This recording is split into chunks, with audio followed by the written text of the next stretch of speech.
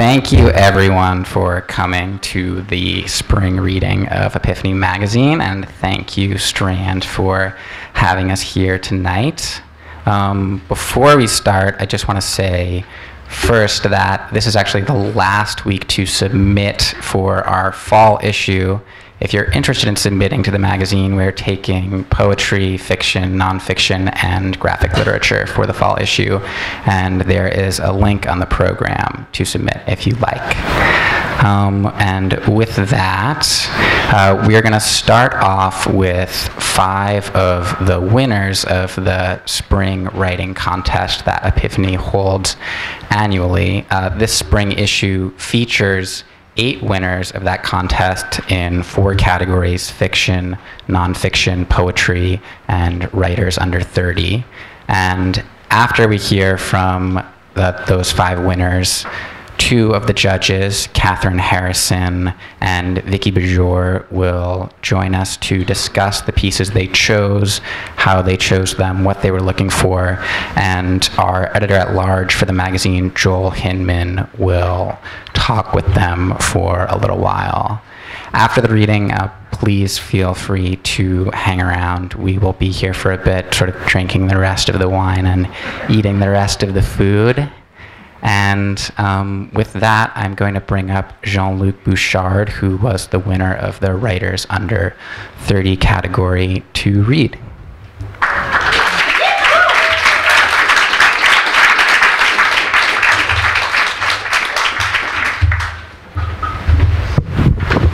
I'm going to read the first few pages of my short story, which is called How to Make a Fish Dance. You take a first tenuous step onto the dock, and then another. You have no idea how long it stood here, its limbs bombarded by lake water. Certainly no longer than the decaying cabin you've been sharing with your family this half month. Like the cabin, the wood of the dock is dark chocolate and pitted. It creaks as you walk along, callous to the fact that you've been on a summer diet for weeks. You put your hand into your jeans pocket and mold your loose change into a column of coins and allow yourself to believe that it feels exactly like the handle of a fishing pole. You watch your brother holding his own pole farther up the dock and try to match his grip. He must know you're here, must have heard you creak across the dock, but he doesn't turn around to acknowledge your presence. This doesn't surprise you, but scares you like an outdated horror movie. Both parents are still asleep, and in the hours of their absence, your brother's four-year seniority thrives on these carefully arranged scenes of silent, sage-like post-pubescence. You hate him right now, in exactly the same way you hated him during his previous phase of smug, middle school self-assuredness, but now your hate is double-edged. You hate him more for that. Late teenagerdom has shaped his plump, pink flesh, which once marked you and he as near twins, into lean muscle and taut yellow skin. You ruin your daydreams with recurring images of injecting butter and lard into his cheeks while he's asleep. He doesn't know this and wouldn't understand it if he did. You liked him more when his skin was blemished, his shoulders marked with dandruff, when he would walk out into the woods alone just to cry at the end of a difficult day. You're nearly upon him now, but he still doesn't turn to face you. It has the attendant effect of making you feel like an intruder on something noble. You play his game and bend over to probe his tackle box, your right hand mechanically sliding to your behind to lift up a drooping, beltless waistline. Your hands are clean, and you try to examine as much as you can of the tackle box without getting soil and fish smell under your fingernails. Don't mess with the order, he says. He turns around to make certain you haven't swapped any lures or misplaced the plastic worms. I haven't touched anything yet, you say. You let the threat of the yet hover in the air as you forego cleanliness and lift up the top drawer. Your brother watches, holding back some warning, waiting for you to make a mistake. You search gingerly among the compartments until you find the lure you've long considered your favorite, the red and white daredevil. You pick it up, careful to evade its barbs, and admire its simplicity. The lure consists of nothing more than a single oval with 2 red stripes along the edges and 1 white stripe in its center, ending in a small 3-pronged hook. You favor the devil not just because you've had extraordinary luck with it in the past, but because it stands in stark defiance of the convoluted, glittery contraptions that your brother attaches to his lines. You are a better fisher than your brother. This is a fact, cemented by years of camping trips and vacations on the coast. It's a fact you're proud of, but not as much as you're jealous of all the other things your brother is better at than you. While you're away from lakes to the sea, in the arena of normal life, he is the undisputed champion of things that matter more. School, chores, manners, memory. Your success at fishing is topical maybe 3 or 4 times a year. You aren't part of a fishing family, and you don't enjoy the sport enough to pursue it independently. Fishing is something you can do outdoors that pleases your dad without having to sweat or strain too much. You hate the taste and smell and sight of fish, but you enjoy the feeling of doing something well. The devil's no good here, your brother says. He's turned back to the lake after watching you cradle the lure in your hand. He's used to your teasing recommendation to try the daredevil when he isn't having any luck on the water. It's as much a crude mockery at his expense as it is your only true, genuine insight into fishing. You don't know why you have so much luck casting, that you suspect it has something to do with how little you try.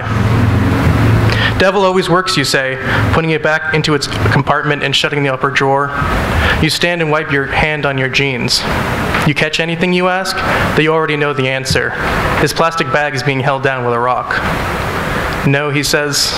He scratches at the corner of his mouth for a bit in what seems a direct imitation of movie characters. You can't remember the last time you watched an entire movie with your brother. Though, he lingers on a bump near his lip that looks like an early pimple. If I do catch one, he says, I'm going to try to make it dance. Thank you.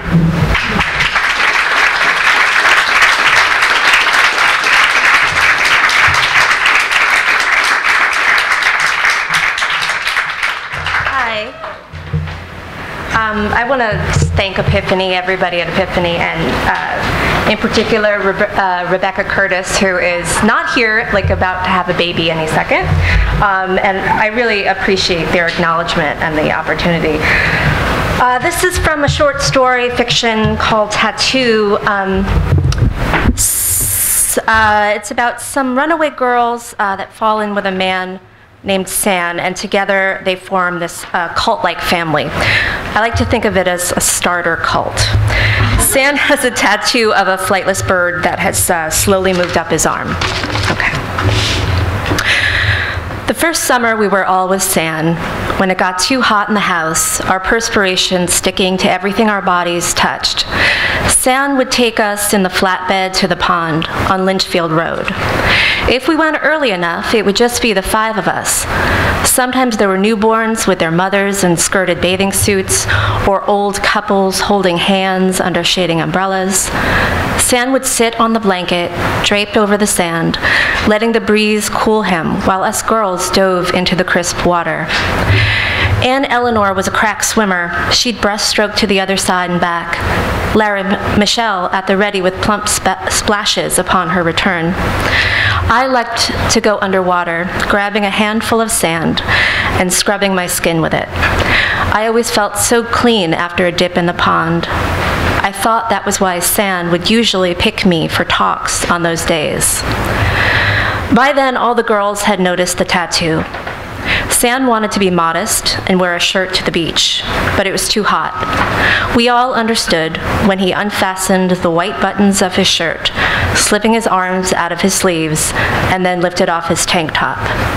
He had the body of a worker, strong and dense with muscles. We tried not to look at his chest, and our pharmacy sunglasses camouflaged our gazes. But we all saw the cassowary making its way up his arm. By then it sat right over the crook in his elbow. We were fascinated by its migration and spent hot nights in our pitch-black room guessing its destination. It's going to go down his other arm, and then it's going to disappear, and something big will happen, like a war, and San will protect us. Lara Michelle craved the destruction of the world, and I thought the rest of us girls so she could be alone with San. I thought it might stop when it got to his heart, and I nodded off thinking of it beating, the bird moving on the skin above it. If it got to his heart, maybe it would finally fly. Shelley Rebecca was confused by the tattoo. She couldn't wrap her mind around the impossible. It scared her that San might be that powerful, might be chosen. She felt she didn't deserve to be so close to a deity. All throughout that summer, she threatened to leave, not to San, but to us. One day in the kitchen, evaluating the intake from the garden, Shelley Rebecca told me she wondered if the tattoo was even real. You can leave whenever you want. You're not a prisoner. Don't go talking garbage about your family. I chopped the overgrown stem off a rutted carrot. It looked like green feathers, like the kind on a boa. I tickled her arm with it, making my way up to her shoulder. I should have stayed with my mother. At least she would pass out sometimes. I don't know what he wants. It's hard to trust a man with a fake tattoo. I could have run to San and told on Shelley Rebecca right then. He was painting in his room, something he hadn't shown us. He never said not to disturb him while he was creating, but I felt it would be wrong. I didn't want to end up in the closet. The best I could spit out was, "Nonsense, Shelley Rebecca." She grabbed the carrot out of my hand like an outburst of a child. I reached out and took her cool, damp grip in mine. She withdrew. "It's just Rebecca, and you're just Lynn. You don't have to go by the name he gave us. You don't have to do anything someone tells you to do. I'm Nora Lynn now. I'll miss you if you go, and I'll pray for you." I let go of her hands and left the kitchen. I needed to change into my dress. San had requested a talk, my 10th, and I had to prepare. Knee-high socks, bowed boots, paisley dress. That's it. Thank you.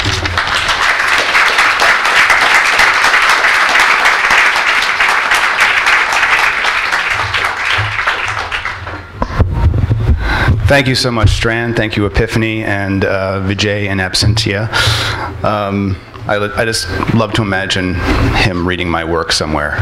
It's my little fantasy. I brought all my hair tonight. I know that Daniel Halpern would be proud. I'm going to read 3 poems.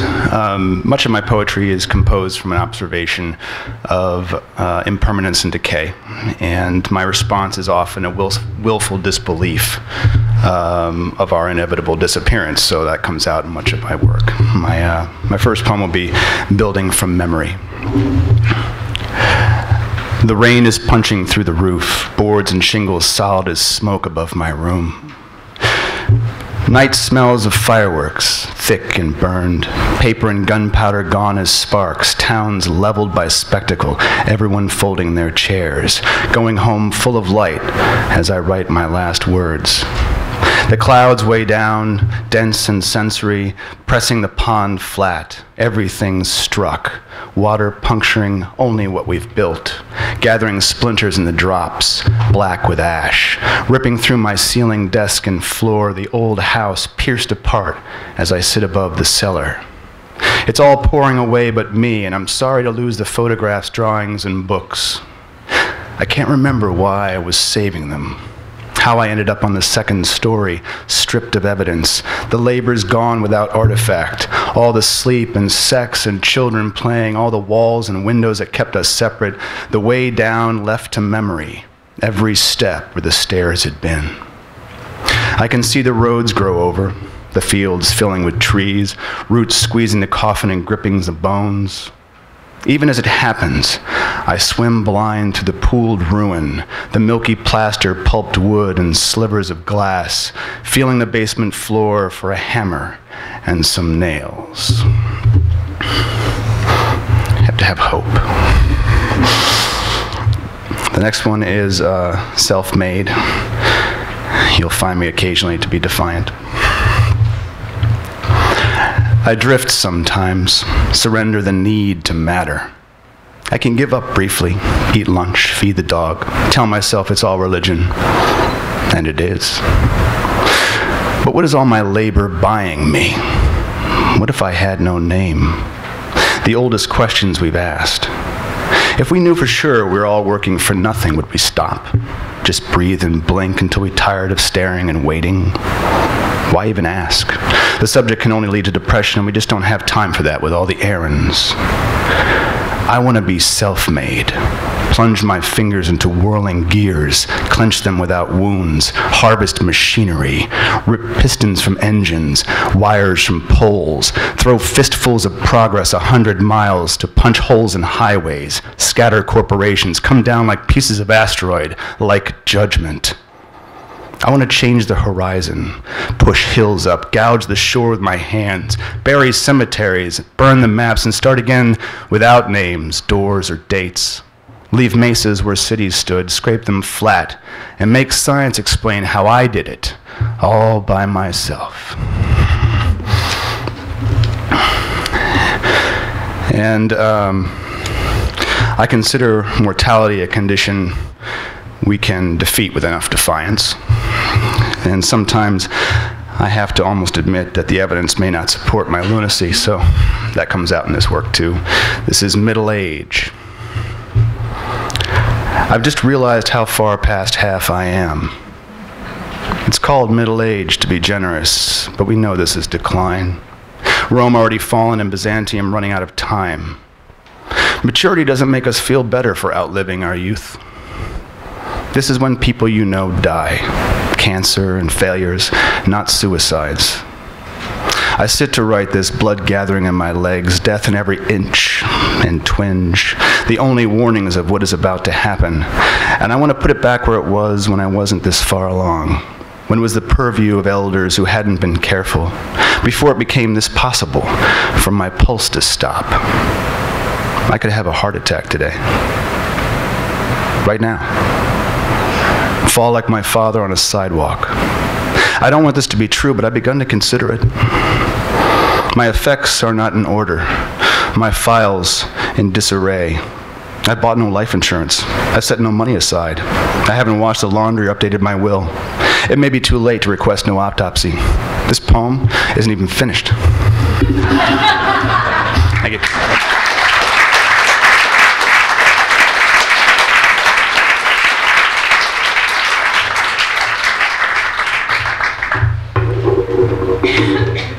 That was cheery.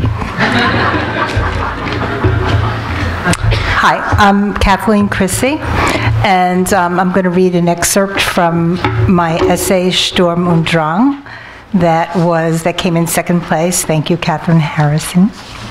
And thank you everybody for being here. Okay, enough. So the excerpt I'm about to read is self-contained. You don't really need to know anything about it other than this took place when I was an undergraduate in the German department, and the professor was the teacher of the Sturm und Drang class that I was taking. Oh, and you should also know that the class started out with 10 of us, and 2 men were in it, and he effectively weeded out the 2 men so he could have 8 nubile women to himself. Right before Christmas break, the professor furtively extended an invitation to those of us he favored to meet him in his office immediately following class for some Christmas cheer. As soon as the 4 of us had gathered, he produced a bottle of Kirsch and 5 shot glasses. "We are going to toast Sturm und Drang," he proclaimed, as he filled each little glass up to the brim. Before he finished handing out the glasses, there was a knock at the door. A shadow of annoyance crossed his brow. "Who is coming here now?" "Someone who wants to join us," said Lorraine Nettler. "Cover up the glasses." "Come in," he said to the person on the other side of the door. We all watched as the doorknob tentatively turned. Linda Rosenthal stood in the doorway, holding a small, cheerfully wrapped package in her hands, clearly as surprised to see us as we were to see her. Silence fell over the room like a swift dark cloud as Linda peered into the professor's office at us, and we looked awkwardly out at her. "What is it, Fräulein Rosenthal?" I brought you something for the holiday.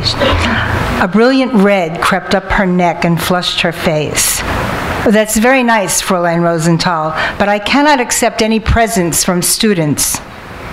It's not a present, it's just some Lebkuchen, it's really nothing. It would not be ethical for me to accept that. Nevertheless, I do appreciate your thinking of me, Fräulein Rosenthal. Linda took a step into the office. The professor rose and rushed toward the door. Linda held out the package. The professor put his hand on the door. Please take it. It's just some cookies. She was nearly in tears. I cannot. Please share those with your family, Fräulein Rosenthal, and have a very good holiday. As he began to close the door, Linda had no choice but to back up and leave. The atmosphere had changed from joviality to solemnity. The professor sat down, and we all recovered our glasses of kirsch from their various hiding places. How could she think of giving me a gift? Has she no sense of what is correct? She is asking me to be improper, which is what I would be if I were to accept her present. He seemed to be talking to himself. I felt bad for Linda, imagining it could have been me. Although I was now part of a clique I felt safe with, I wasn't that far removed from the other side of the door. And it puzzled me how it was acceptable for us to be drinking with the professor in his office, yet unethical to accept a few cookies. Years later, as an adult, I wondered why he couldn't have accepted the package, invited Linda to join us, and passed around the cookies. But then I simply felt disturbed without knowing why. Why did he dislike Linda Rosenthal? Because she wasn't slick? Because she wasn't pretty? Because she was Jewish? Why would an intelligent man whose life had been ruined by discrimination choose to discriminate against someone else? Thank you.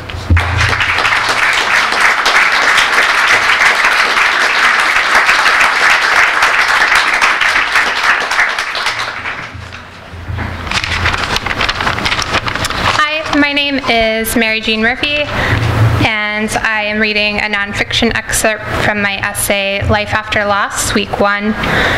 This occurs about halfway through the piece, and all you really need to know is that Mark and Lex are two of my older brothers, and the scene starts with me, Mark, and our mom.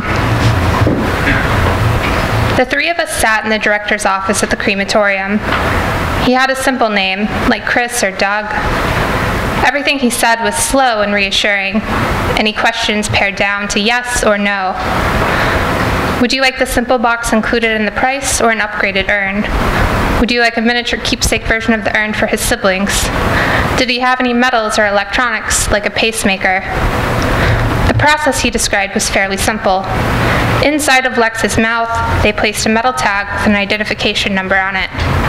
His body would go through several chambers in the cremation process. That tag would follow him the entire time, from start to finish, ensuring that the correct remains would go home with the correct family. The tag would go with him into the urn, always there as proof. I breathed in deeply, trying to see if I could smell the burning in the air. You're not going to just scoop up some ashes from a log out back and put them in a bag, are you? My mother asked. She recalled hearing a story like that in the news once. The director smiled sympathetically. No, he said, no ashes from logs. Choosing the urn from the display on the wall proved stressful for my mom. They shot up in price quickly, from $30 to $1,000. He'll be in it forever, she said. I don't want to give him something subpar because we couldn't afford it. My mother looked between us for approval. I don't think Lex would have thought less of us, Mark said.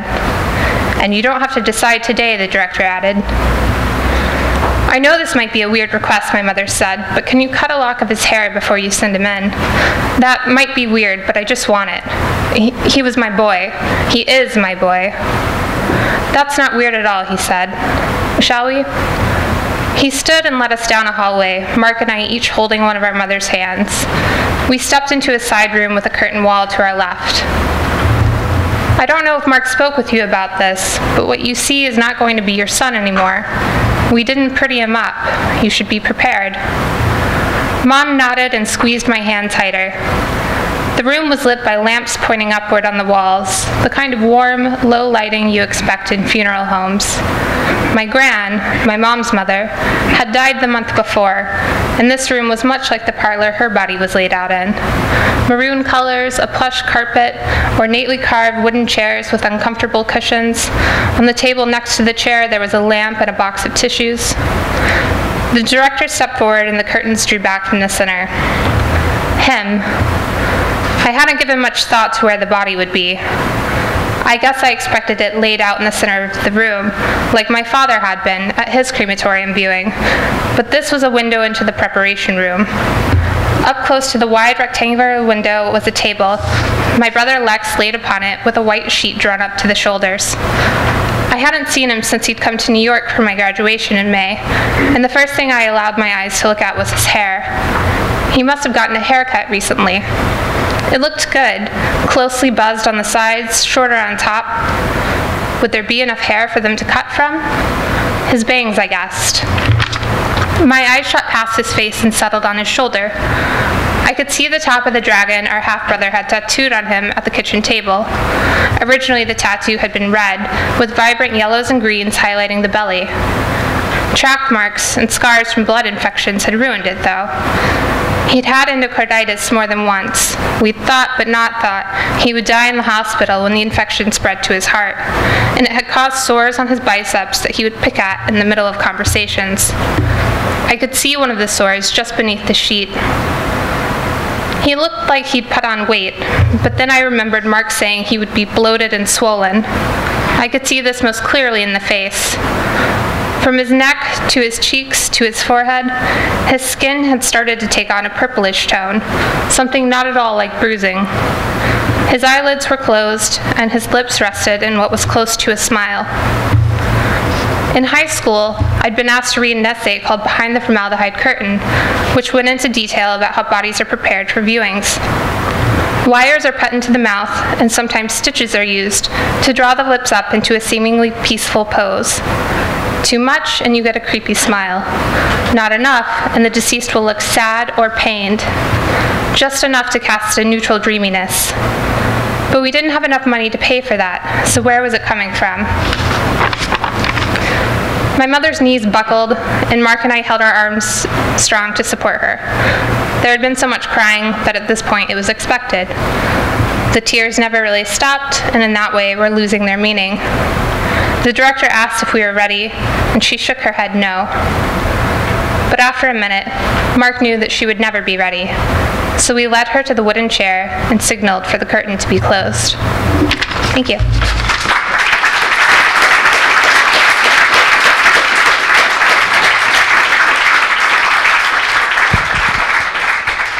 Hi, I'm Joell Hinman. I'm just doing a quick mic check. 2, 3. Great. Hey everyone, thank you so much for turning out, and thank you to the readers, to Jean-Luc, Melissa, Benjamin, Kathleen, and Mary Jean. Those were terrific. Well, you guys should be really proud of your work. Yeah, thank you, very much so. I have to say, I've become sort of a cheap date since most of what I hear read aloud features Captain Underpants, so it was a really good change. I'd like to invite, can I get Kathryn and Vicky to join me up here? We're going to talk a little bit about the process and what judging was like in these fabulous chairs where we should have cognac and cigars and stuff. Guys, I'll sit in the middle. Can I take that one? We had, for this contest, as you guys probably know, we had 4 judges, and Rebecca and Vijay couldn't make it. But we're fortunate tonight to have the 2 other judges with us, Vicky Bijur and Kathryn Harrison. And I want to tell you a little bit about them, although you're probably familiar with their careers.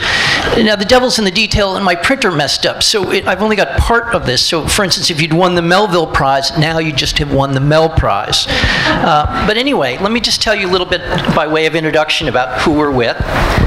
Kathryn Harrison is a prolific writer. I had no idea how prolific. Her novels are Envy, The Seal Wife, The Binding Chair, Poison, Exposure, Thicker Than Water, and Enchantments. She's written memoirs, The Kiss and Mother Not, a travel memoir, The Road Santiago, a biography, St. Therese of Lisieux, and a collection of personal essays, Seeking Rapture. Ms. Harrison is a frequent reviewer for the New York Times Book Review, and she's been published in The New Yorker, Harper's Magazine. Her latest book is True Crimes, a Family Album, and she's working on a novel. She lives in New York with her husband, the novelist Colin Harrison, and her children. Kathryn Harrison, thank you for joining us. It was extraordinarily generous of you to judge this contest.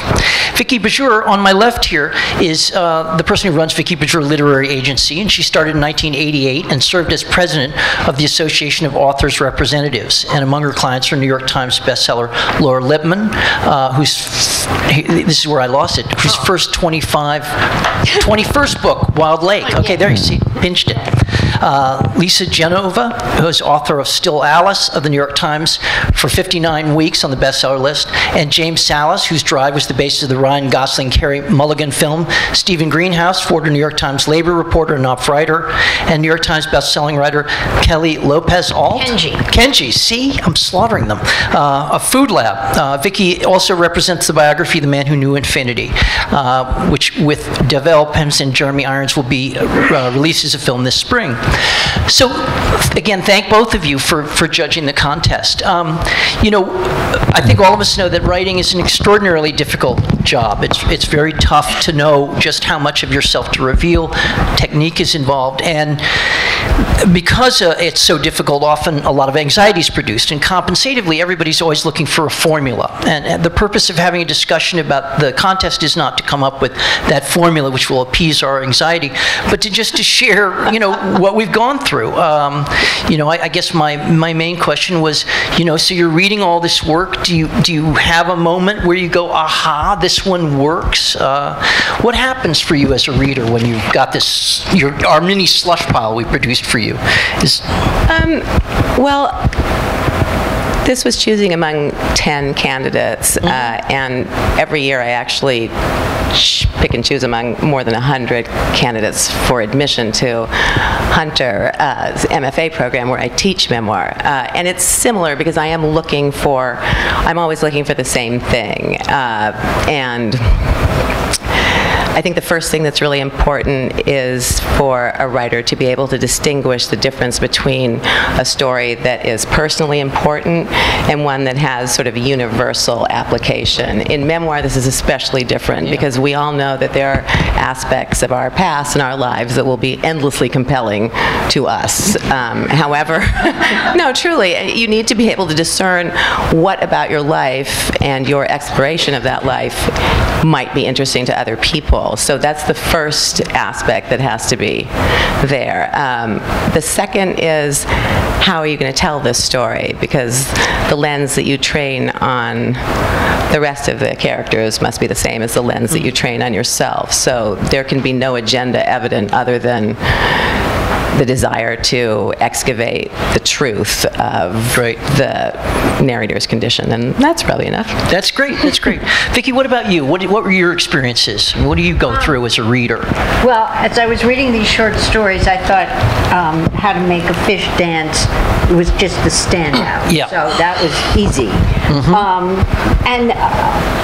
And then I thought that the story I picked second, which is essentially, it's called The Children of the Revolution, was just so, I thought, cleverly done. It's letters that nobody was ever going to mail, from 8 refugees of Jim Jones's cult. And yeah, great.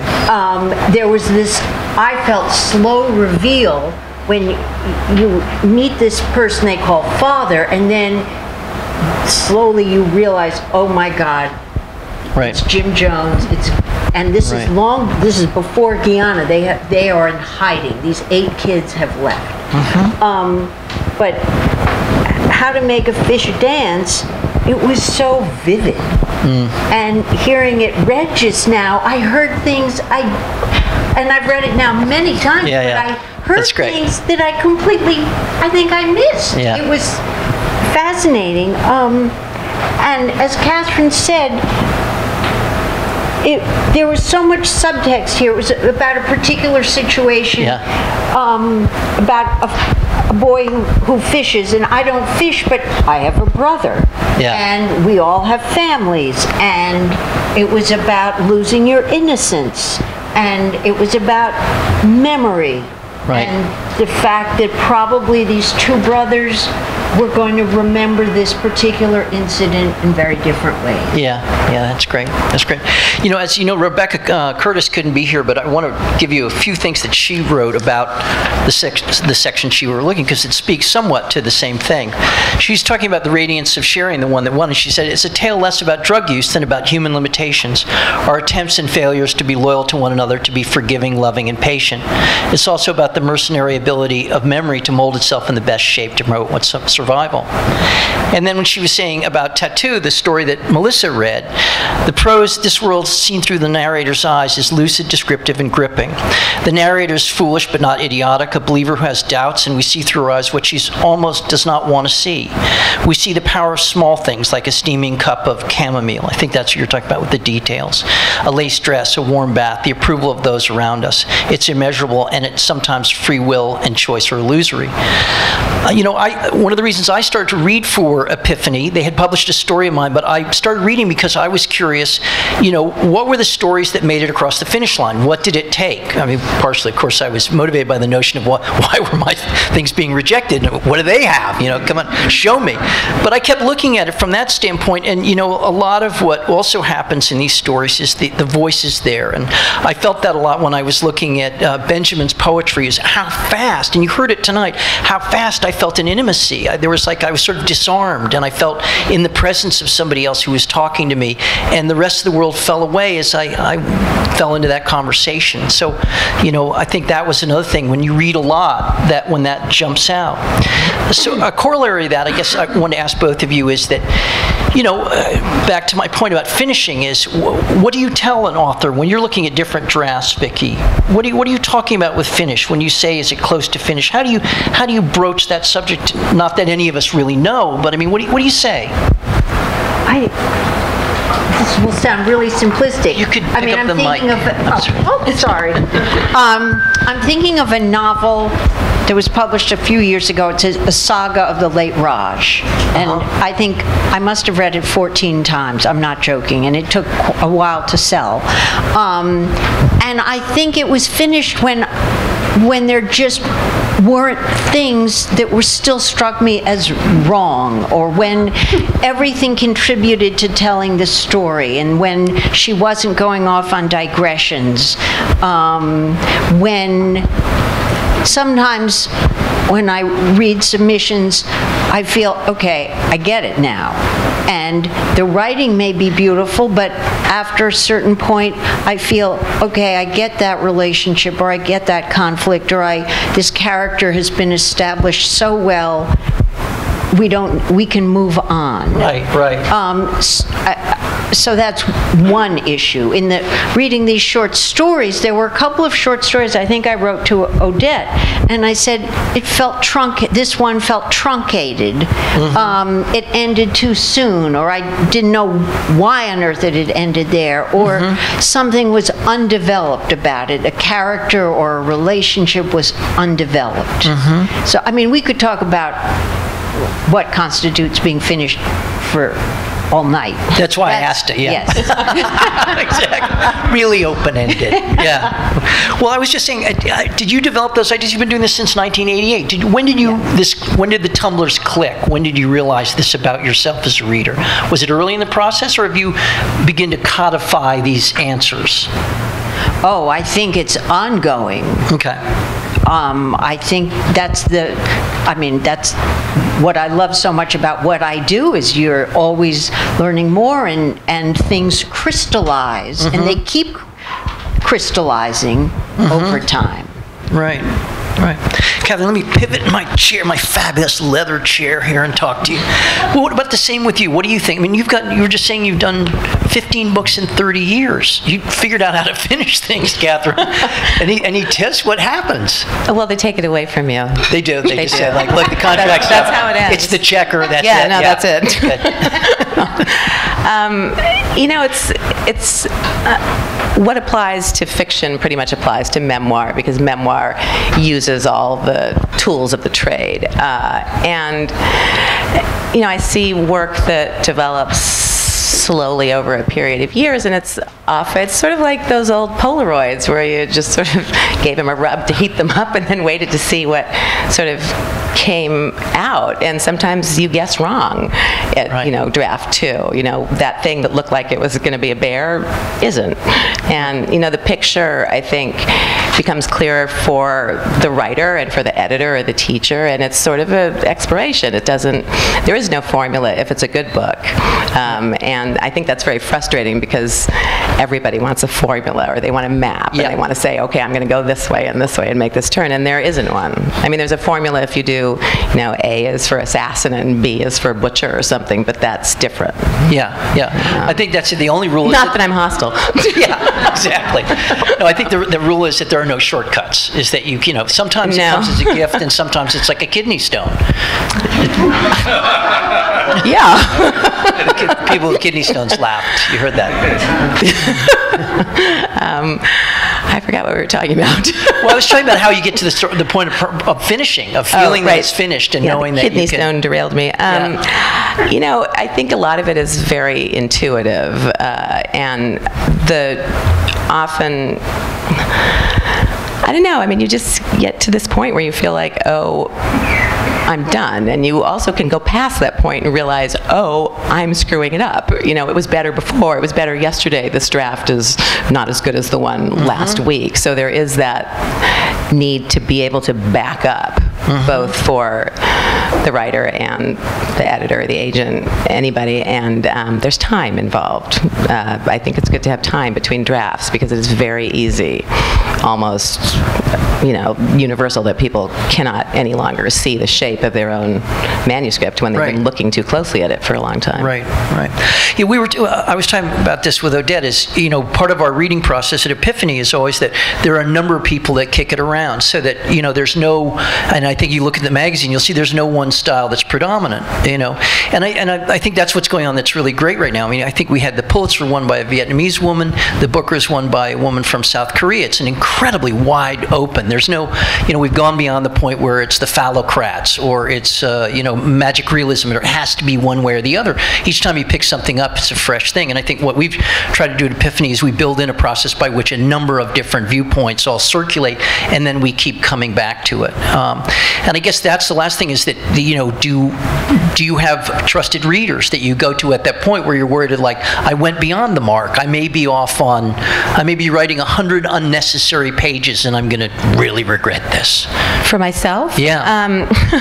I try not to let anybody see it until I have to, because there's a whole lot of stuff I'd like to throw out first. Right, okay. I'm not efficient. For every page I keep, I must throw out 7 or 10 or something. So, I'm one of those writers, the book starts, oh, look, there it started on page 42. It's like, let's just throw out all those 41 pages that you spent a year on. It's a slow, messy, confusing, feel your way in the dark process. It's. When did you come to accept that, though? I mean, usually I do not accept that. You still don't? Okay, good. That's intolerable. I don't know. I show up every day, and it's like this is the job I have. I don't know how to do anything else. So, it's just that is what it is. That's great. So, Vicky, I guess the same question: do you have trusted readers that when you're looking to backstop something and figure out where it came in or whether they overshot the mark? What do you do? I have a wonderful assistant, and I find that it really helps sometimes to get feedback. Sometimes I'll think, this isn't quite right. Oh, the mic. Sorry. And I'll feel this isn't quite right. And just talking about a piece of writing with someone else whose opinion I trust helps me sort of crystallize what it is that is or isn't working. Or today I sent her an idea for a nonfiction book someone had sent me that I loved, and she wrote back and said, this is fabulous. So it's good to get a perspective. She's much younger than I am, and it's good to get a young person's perspective. For example, with the Jonestown short story, I remembered the mass suicide vividly from 1978. This was long before she was born, so it was a completely different experience for her to read that story than it was for me. So that's my trusted reader. Okay, great. I don't want to prolong it, but do you guys feel comfortable if I ask for a couple questions? Are you guys up for that? Yeah. Yeah. So can we get a couple questions? Anyone have any questions for either of our judges? Not all at once, please.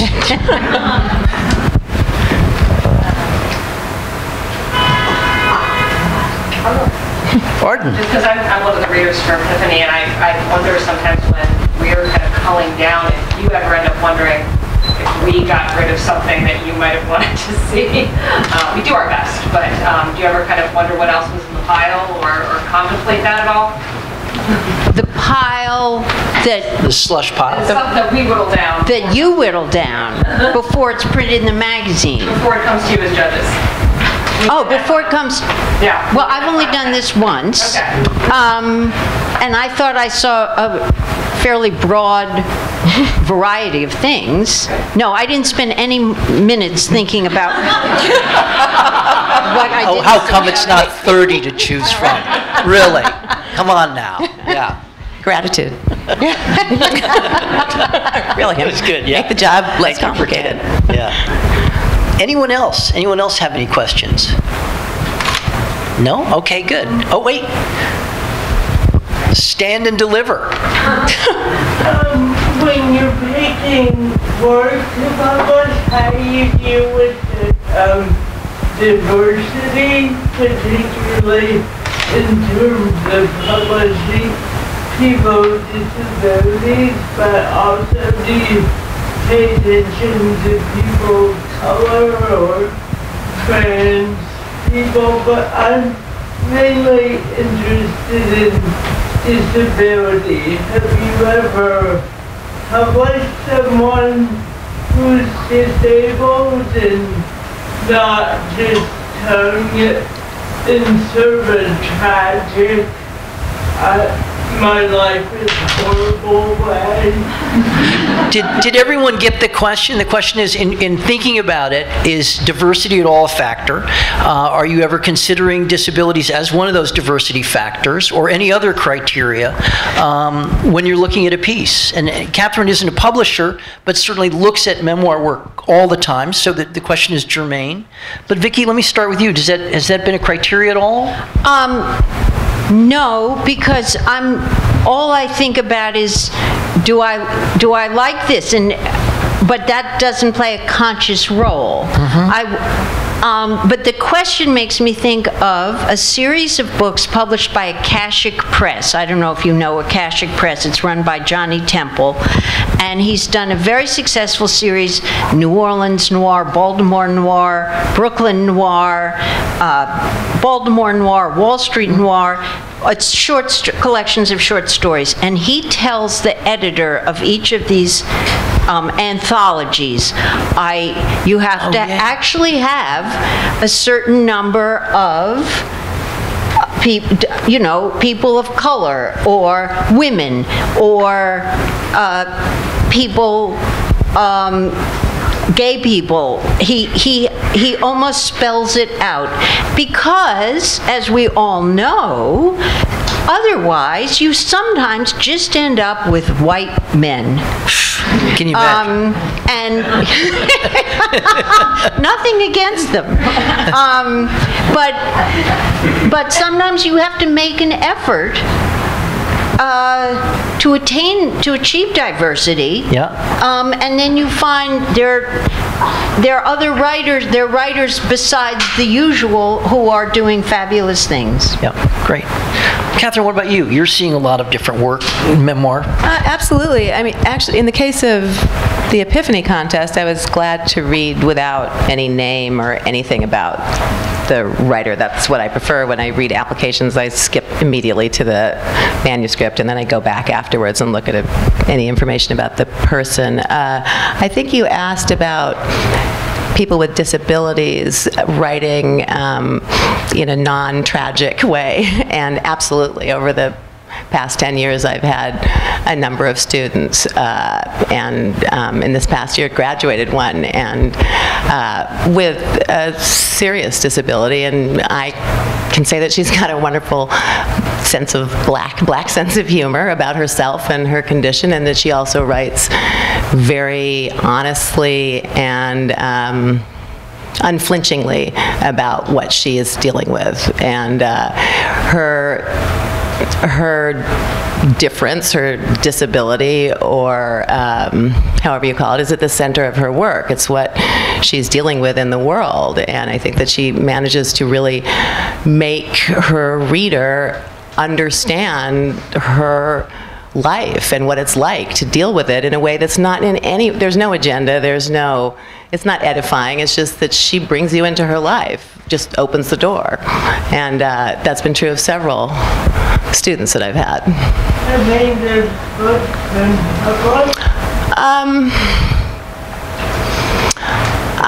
let's see, those books in particular? or any disability memoirs. Yeah, I think that there are quite a few of them. I'm not sure how you would go about weeding them out, but we could talk after if you wanted. Yeah, we're about to go on kind of our break, and I'm going to invite everybody to help themselves to the food in the back.